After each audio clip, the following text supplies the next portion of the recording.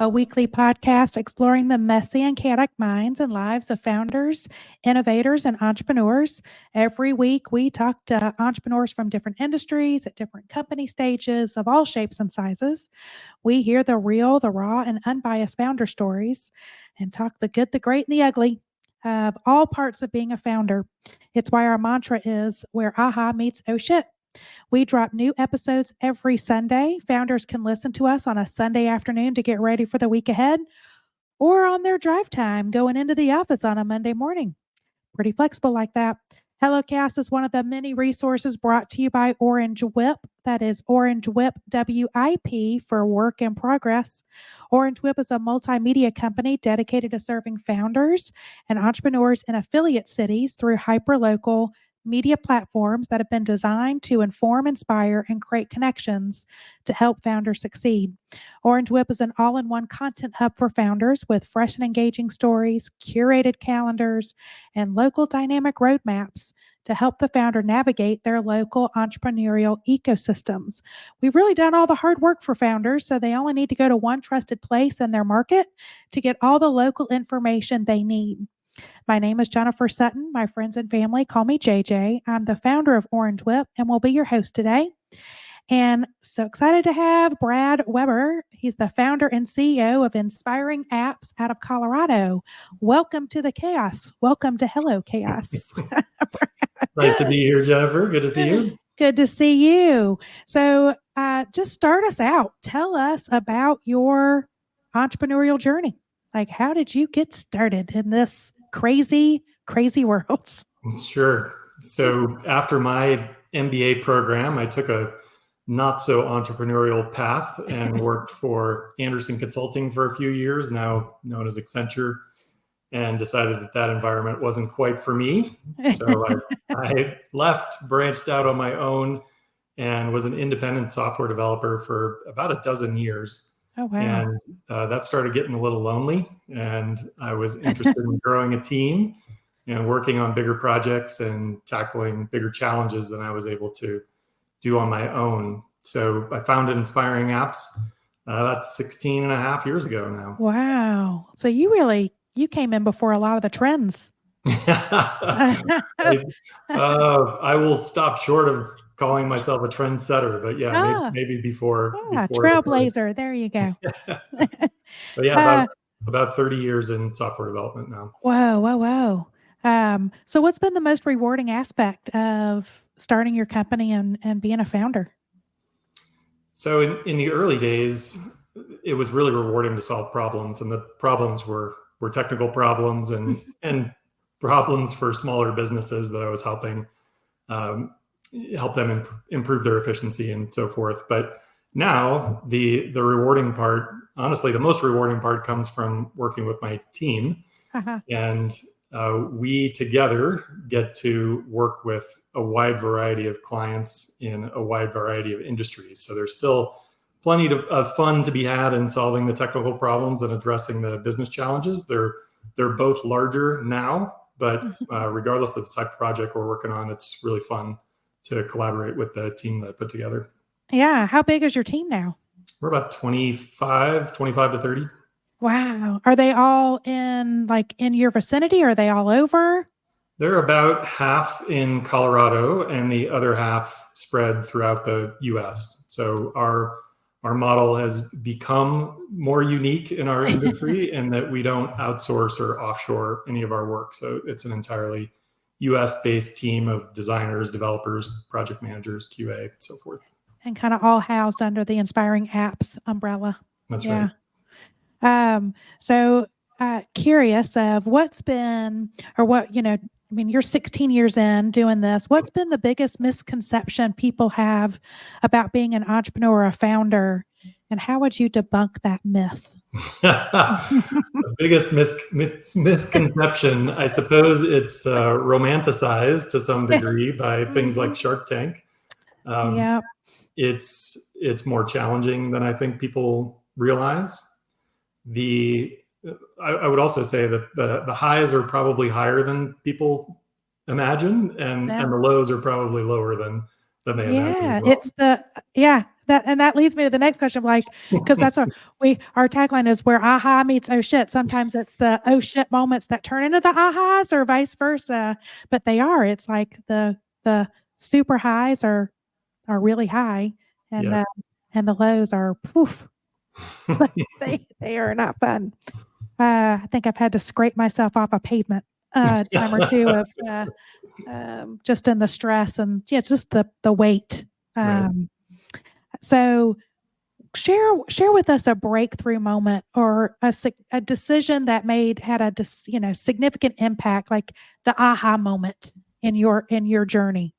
Sure. There have been a number, but I think the one that comes to mind, that comes to the forefront probably first, is a change that I made surprisingly late in the business. You may consider this an oh shit moment as well, but the company was probably a dozen years old, Inspiring Apps, and for all of those early years, I really wanted to run the company as lean as possible, and as flat as possible. And that resulted in an org chart that was basically a dot and a line. Everyone reported to me. The whole team was made up of peers. But as that line got longer, that was really difficult to manage for one. Yeah, And almost unmanageable. I absolutely became a bottleneck in that process. So Yep. it was a few years ago now that finally hit my limit and realized that I was becoming a problem in the business and needed to kind of unflatten our environmental or our organizational chart, I should say. Yeah. So created a leadership team, a fantastic group, and on the development side, also designated team leads for each of our areas of focus. So a cloud lead, a web lead, Android and iOS. And that has helped tremendously. I mean, not only has it reduced my role as a bottleneck, but I think it's been great for the team too. The people in those roles have really embraced it. And we as a company are moving forward more quickly and at a steeper incline than we had before. So it was absolutely the right kind of move. And so when was the aha? Was it just like, oh my goodness, I am not getting to the things I need to get? Or did somebody kind of rattle your chain to go, look, Brad, you want to move forward, but did someone bring that to your attention? There were a number of factors. So some of my own realizations, there were books that were nudging me in that direction, and then some outside advisors as well, looking in and certainly scratching their heads. Yes. They were like, it's time. Yes.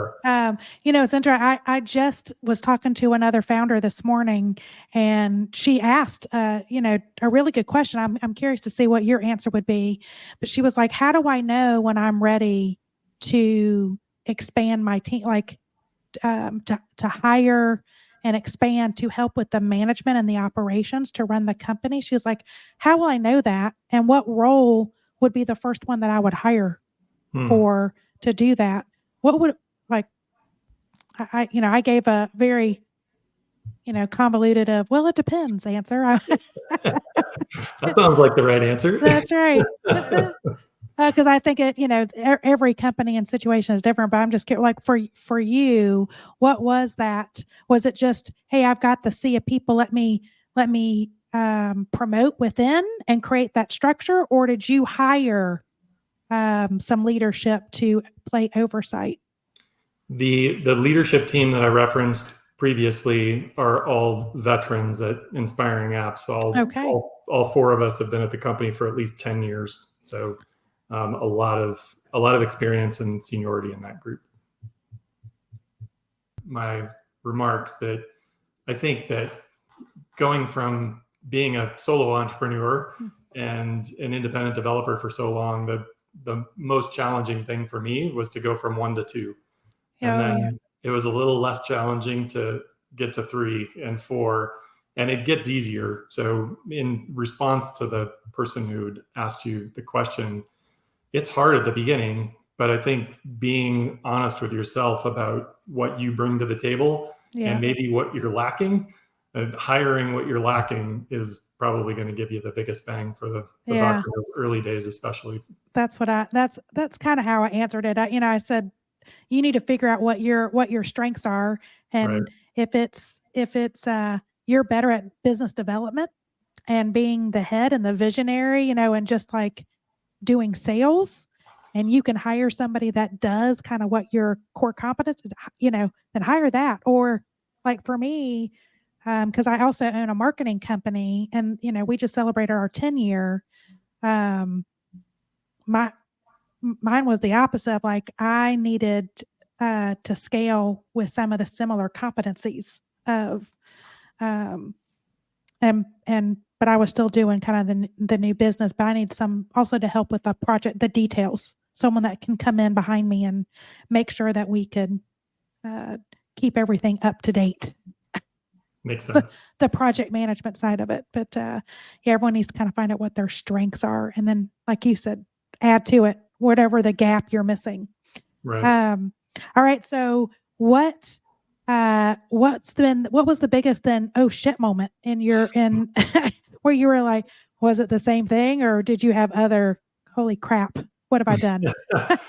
There are definitely other things. And although this goes back to kind of the early days of inspiring apps, it's still a relevant lesson, and it's not tied to us as a technology company in any way. So it's a story I like to share because I think there's some value in it, regardless of the type of business you own. But I got my MBA in Colorado, and there was a professor who shared a quote that stuck with me many years after.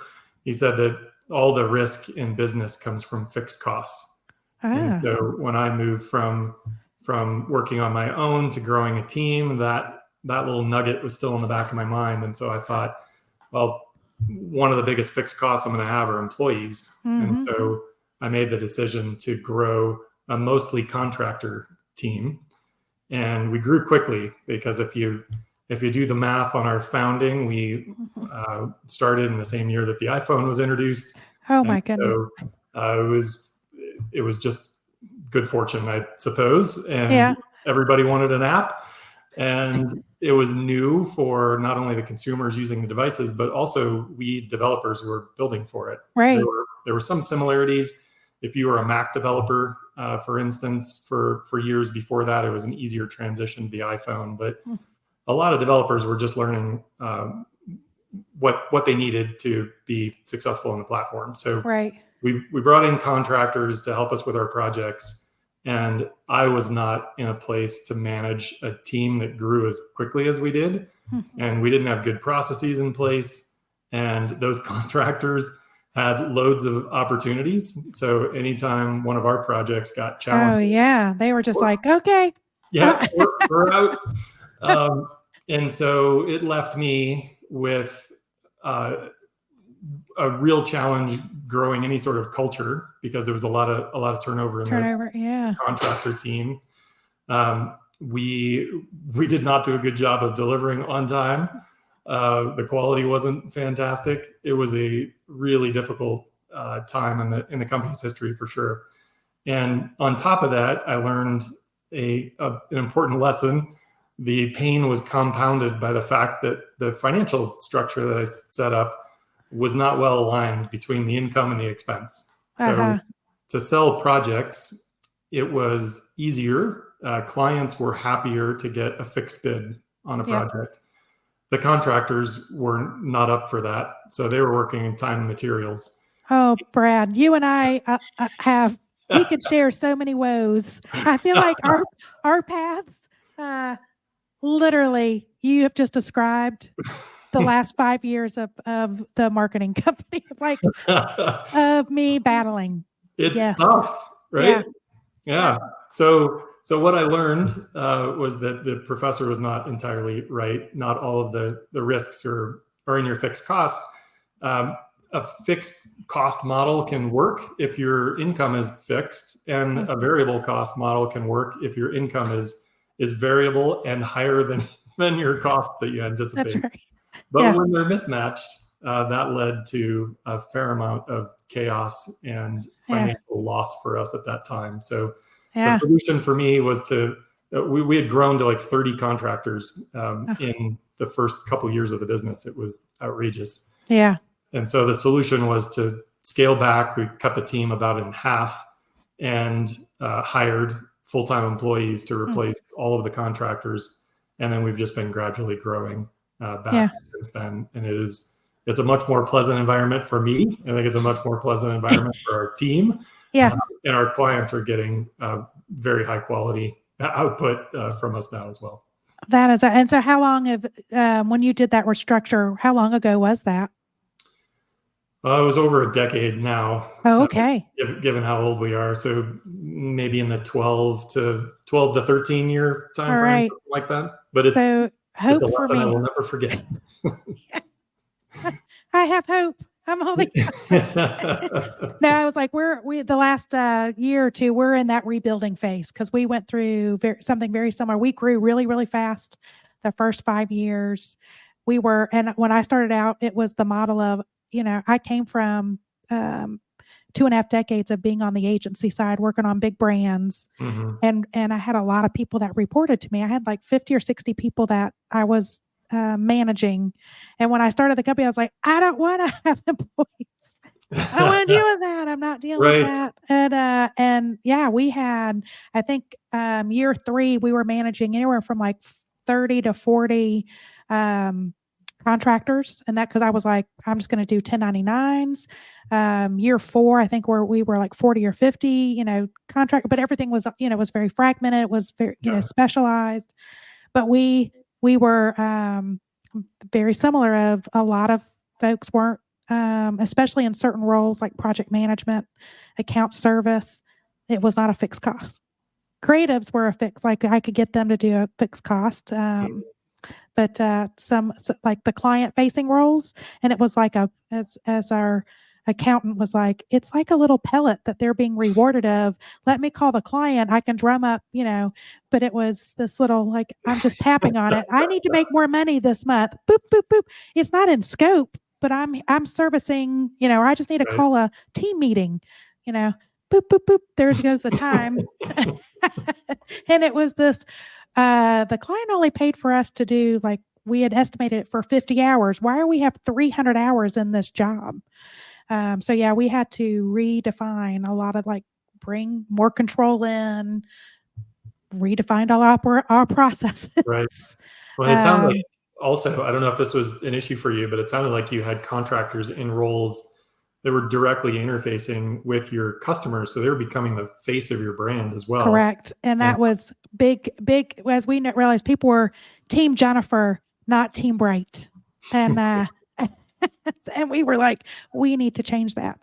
Because that was, for anybody that's out there, don't let that's a lessons learned for me. Even though you might think that they're loyal and they produce really great work. And it's just I think it was more of a subconscious, they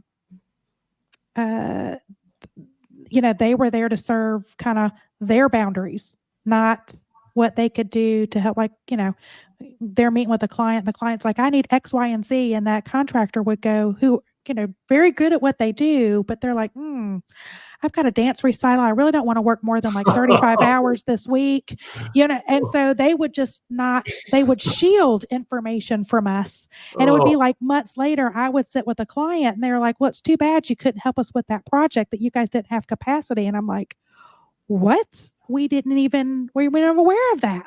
Wow. So, and it was like, when you circle around, they're like, oh, well, I just couldn't get to it.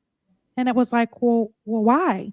Well, because, I like to keep, just working this many hours, and it just felt like it was too much of a headache, or, and I'm like, but at least raise the flag, right? Right. But yeah, as I said, they were more Team Jennifer, more not Team Bright. So, so yeah, those were some of the changes that we started to make, and then processes, mapping those things out, putting that put the guardrails on, to make sure that we are not, as they come in to be employees, how are we making them successful? Right. So yeah. Oh, Brad, we have a lot in common there. That was because that's where I was like on the pavement, flattened. Yes. Well, and Go.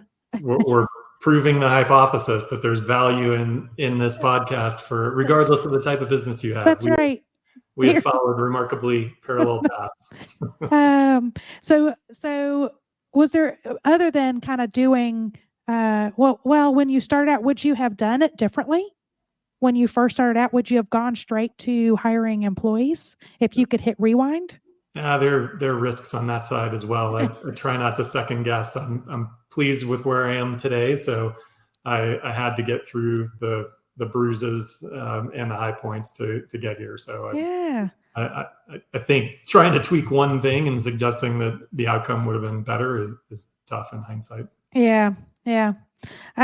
So what surprised you the most, whether about just being a founder, company wise, or maybe yourself personally?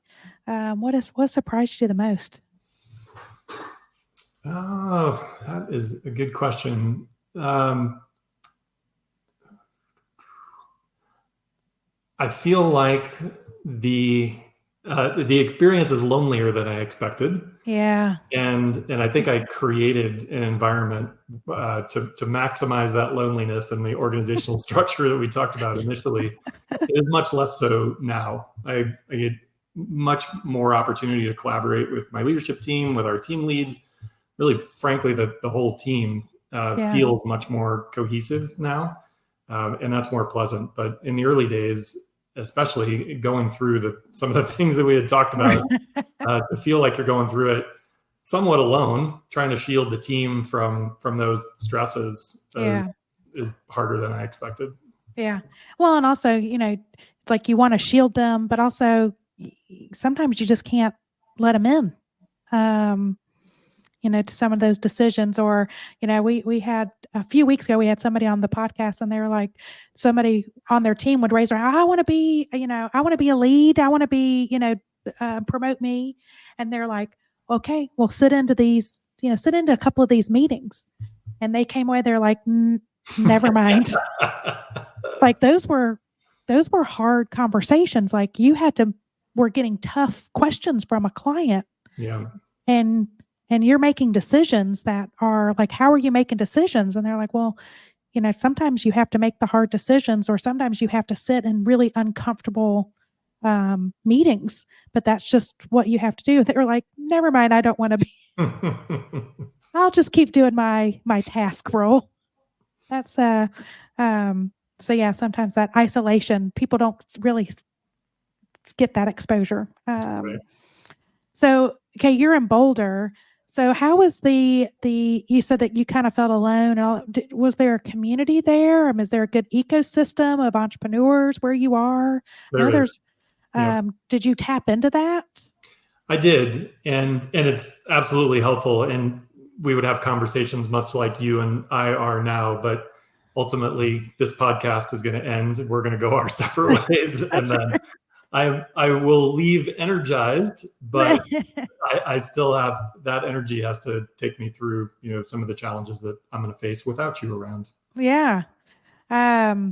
Well, hopefully Boulder, hopefully there's other people that you like missioned that you can connect with locally, because that's been helpful for me. I think that's kind of what kind of saved me a little bit of my mental anguish. I became more mentally tough versus like focusing on mental health. I was like, I need to get tougher, be more resilient. Okay, so what would people be surprised to learn about you that's not on your resume? It's not on LinkedIn. What's something that our listeners would go, wow, Brad, he's super cool. Oh my gosh. Now you just added pressure to the question. So what I was thinking initially is just, what do people not know about me? But now you elevated it. That's pretty cool.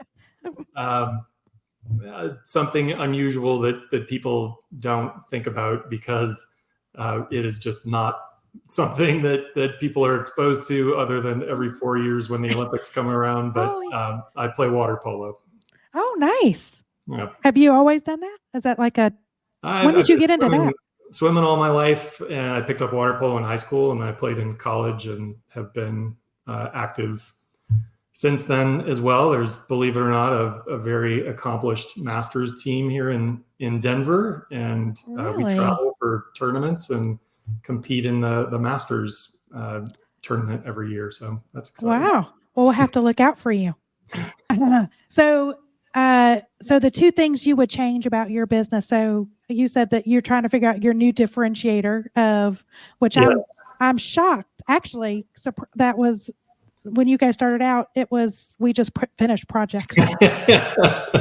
We do a great job too. I don't want to minimize it, but like I said, surprisingly differentiating. But it turns out not to be enough. We've finished a lot of projects, have won awards for some of our work.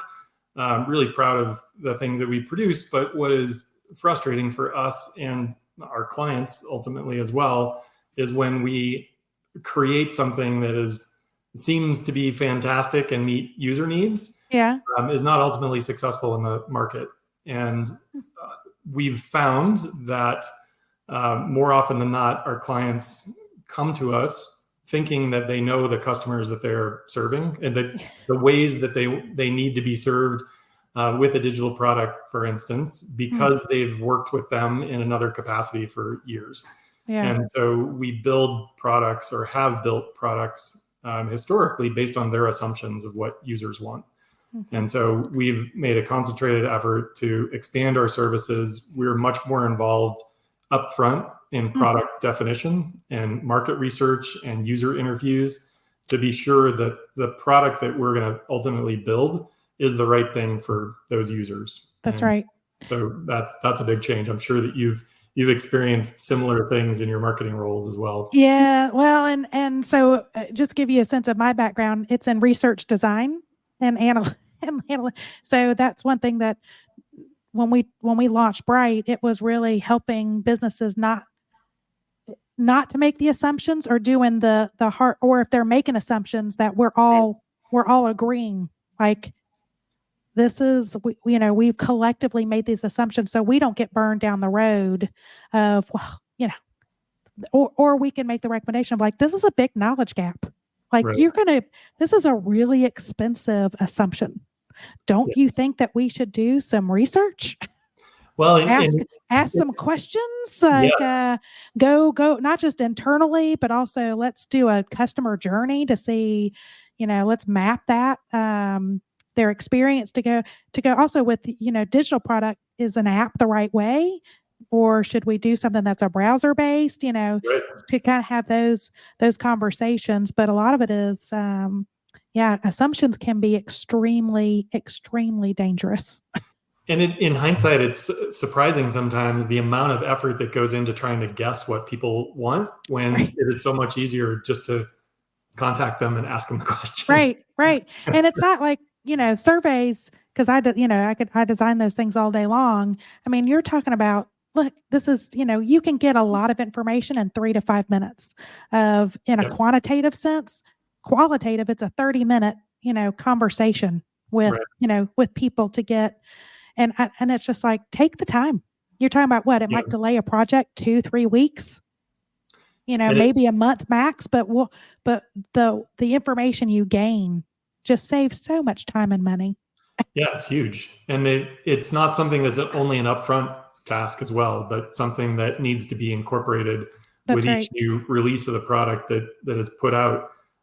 Again, a common tale we hear is that our customer service team is telling us, what users want, but the customer service team is getting phone calls from angry users. And while that feedback is very important, it's not to say that it's not, you're missing out on the opportunity to talk to people who are satisfied with what they're using now. And you're missing out on conversations about whole different challenges that you could be addressing that might be different or even bigger than what you tackled initially. Exactly.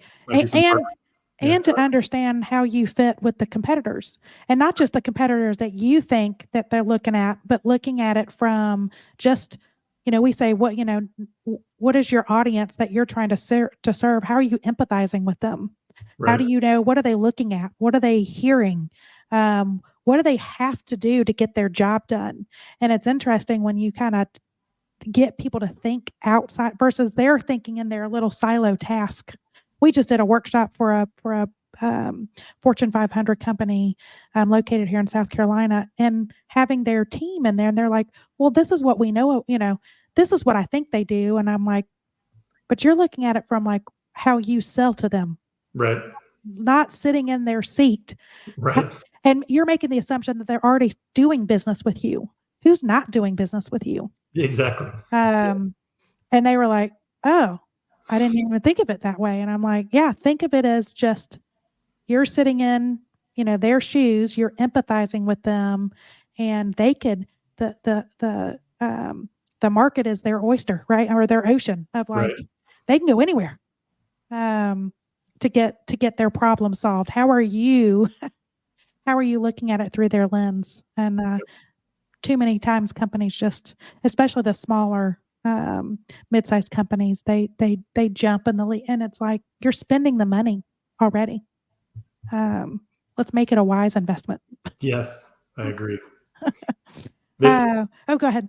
Yeah, I was just going to say, I was going to jump to the second thing, unless you have more to Yes. say about No, that. no. Okay. The second thing was a surprise for me. I will tell you that in the early days, it was surprisingly hard to name the company. You would think that would be easier than it was, at least for me. But Inspiring Apps turned out to be really a great name for us for a long time.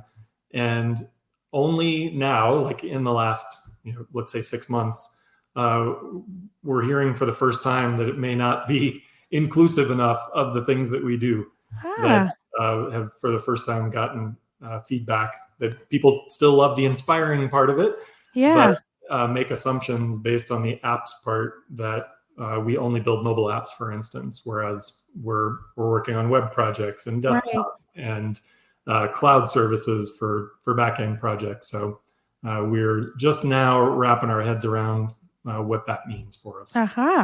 So that could be a change. So a name change in your it's future. on the table. Nothing to announce. It is the very early stages. Like I said, we just recently got feedback that kind of got our attention about that, and we want it to be representative of the actual work that we're doing, which is vastly expanded from that. Well, that makes sense. If you need help, I know a team. So I know you do water polo. Is there anything else that you do in your free time to deal with stress and like how do you just relax and de-stress, get re-energized? So the big re-energizing comes from sailing. If I can fit that into the schedule, I do really enjoy sailing and in the ocean in particular. And beyond that, though, like you can't wait for your annual vacation or a couple of times a year to recharge. So I'm frequently at the pool working out, and it helps me clear my brain to stare at that silly black line at the bottom of the pool for an hour. And, let my brain rest or just process things in the background while I can zone out. So that's really good for me. That's fantastic. I love that. So you're just a water person. I enjoy the water. Yes. Where do you sail? Like where you sail? Oh, in the Caribbean or the Bahamas. So like total beach. It's more exotic over in Europe or something like that. But that's not like. I wish I could do that. I'm more of a I'm a North Carolina coast beach person. Mm-hmm. There's nothing better. So okay, I've got a couple more questions I want to. Okay. So if you had to sum up your entrepreneurial journey, your founder journey in just one word, what would that word be and why? Rewarding. That was the first thing that came to mind. It really has been exciting for me face these challenges with a team, like I mentioned, and to grow something that was bigger than myself. I have grown a lot personally over the 16 plus years of doing this with inspiring apps. I love it. Rewarding. Yeah. I really think it's changed me in a good way. I ask every founder this question, and I've gotten a different word every time. Good. I love it. And I know we're experiencing some echo here. I don't know if that's we can edit that out. My last question here is there a piece of advice that you've received from another? I know you talked about your professor gave you advice that you thought it was good advice, but then you're like, experience is always tell something different. But is there a piece of advice that you got from either another founder or from a book or podcast or anything that you really took to heart and applied?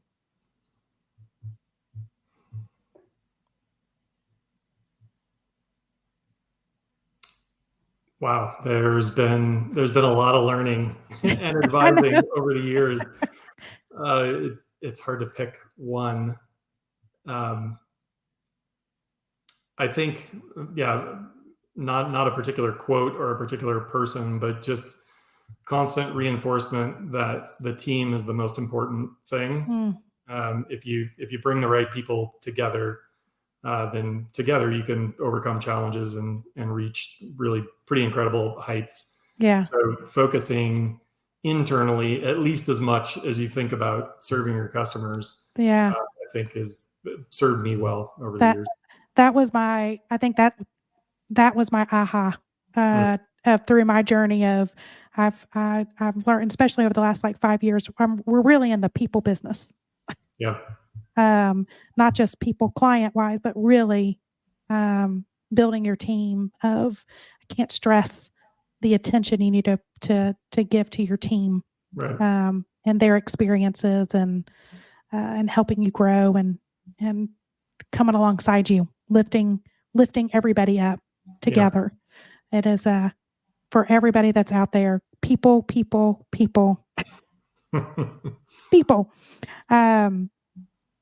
Is there, and you basically rehired. I mean, you did a big shift of from contractor to employee, like in a short time frame. How was that? I'm just going. I knew how challenging it was for us, but how did you deal with that? It was challenging having a few people that were really core, that were already employees, that were critically important to the company's success at the beginning and shared values with me. We were able to create a culture that we could grow and have that spread and maintain some consistency in that regard. There were definitely some mishires in the beginning. Absolutely. So that's not to say that all contractors are bad and all employees are great. There were challenges and there were successes on both sides, but we definitely tripped up. We stumbled a little more in the early days of hiring those employees until we figured out more about, one, what we needed in order to be successful, and two, who we were as a team, that somebody could come in and be successful, interacting, collaborating with the other folks who were here. So I don't want to paint the picture and suggest that it was necessarily a smooth road. Yeah. But I'm really glad we are where we are now, and the hiring gets easier. That's right. To repeat my message from before. It does. You hire better, more consistently, I think, as time goes on as well. That's right. Well, and like you said, trying to redefine who you are, the type of people you want to hire. You change your whole approach to recruitment and onboarding and all that. I mean, it's very different from 10 years ago, and I'm sure it's different for you, from 16 years ago. You learn a lot about yourself and the company by by having that stuff to find. Did you see any shifts in the type of people either that you hired or pre and post COVID, or your recruitment differently from pre and post COVID? Did COVID affect you guys? In maybe not in the ways that you might think, or that your listeners might think. So one of the ways that I feel like we were innovative, and if we go back to trend setting from the start of this, that's right, is that the company started 100% remote. So we were, 2 or 3 people, 4 people. I don't remember exactly what when this cutover happened, but we were all working at home, and it was fine. The company was small. The projects were still small-ish, but I knew we needed a space to be able to meet. And it was still back in the days where there was some validation of you as an entity by having 4 walls that you could call your own. So we got an office, but the people who had grown accustomed to working remotely were not as enthusiastic necessarily about going in all the time. So we were way ahead of our time, I think, in working remotely 2 days a week. And we did that for a decade leading up to the pandemic. And so when the whole world was told to go home, the Inspiring Apps team just went from 2 days a week to 5 days a week. And didn't miss a beat in terms of the productivity or the type of work that we were doing. I know a lot of companies struggle with that, but we already had the systems in place, how to function in that environment. What was challenging, of course, in the business is the same thing that was challenging for us interpersonally in our personal lives, is just the lack of human contact. Everything was this kind of interaction we're having now, and it wasn't quite the same for sure. But in answer to your recruitment question, it also really opened up the options for us. We tried to hire as much as we could in Colorado. We had a satellite office in Austin, Texas as well. Oh, wow. And when we were all remote, then it truly didn't matter where you were in the country. And so we started hiring, and now I think we're in a dozen states across the US or something like that. Wow. Which complicates some HR and payroll things, but it has simplified the recruiting, because there's plenty of talent in Colorado. It's not to suggest that we had hired the last good person, but if you can expand your reach when you're looking for folks, and you're not as concerned about geographic boundaries, then the number of applicants that we get for roles today is phenomenal. It's amazing to me. Wow. Do you have a full-time HR person on staff, or do you outsource your HR? We jumped on the PEO bandwagon. Yeah. Years ago. And that's the first one was not a good fit for us, but we've been with the same one now for a year and a half or 2 years, and I've been satisfied with that experience. Oh, good. Yeah, we do the same. It's that PEO experience is a game changer. So let's see. So what's on the horizon? I mean, we talked about kind of a possible brand change. Where are you heading? Well, there are always new technologies for us to explore and think about how we might apply those to client challenges. And of course, AI has been dominant in the headlines for. They can just do an app. You don't even need your team. It just does it for you. That's interesting. So there are a lot of people who think that, and it is true that some of the mechanics can be automated. I'm glad you made the comment, because I may have forgotten to talk about this myself. But AI, I think, is going to change a lot of how we do our work. Yeah. But people ask me frequently, are you concerned that AI is just going to replace your team, and people aren't going to need Inspiring Apps anymore? And the thing where we bring value, and we always have, is in being able to think about the right solution.